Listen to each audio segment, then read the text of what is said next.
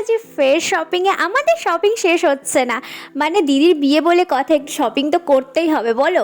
So বড়বাজারে চলে এসছে, সেখানে একটু গিয়ে চুড়ি নিয়েছি। মানে আমার যেমন চুড়ি কেনা শেষ হচ্ছে না, আর আমার মায়ের তেমন শাড়ি কেনা শেষ হচ্ছে না, দুজনে মিলে কেনাকাটা করেই যাচ্ছি। সো অনেক শাড়ি কেনা হলো, তারপর আমরা একটু লেস কিনতে গেছিলাম, লেস কেনার পরে আর দাদার পাঞ্জাবি কিনতে গেছিলাম। আর ও হচ্ছে আমার থেকে আর একটু বেশি চুজি, মানে বড়বাজারে অর্ধেক দোকান দেখা হয়ে গেছে, তাও ওর পাঞ্জাবি শেরওয়ানি কিছুই পছন্দ হচ্ছে না। সো ফাইনালি পছন্দ হয়েছে, এটা আমার আর মায়ের কাছে অনেক বড় ব্যাপার।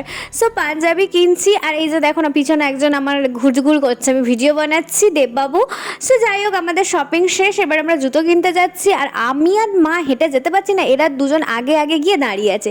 সো আমি জুতো কিনতে গেছি, আমাকে বলছে হিল পরে হেঁটে দেখা, যদি এর থেকে বড় হিল কিনে দেবো যদি তুই হেঁটে দেখাতে পারিস। দেব তো বলছে কাঠ লাগিয়ে দেবো, দাদা বলছে বাঁশ লাগা, কি বলবো। সো তারপরে একটু খাওয়া দাওয়া করলাম, আর আমাদের শপিং শেষ। দেখাবে next video. Thanks for watching, tata.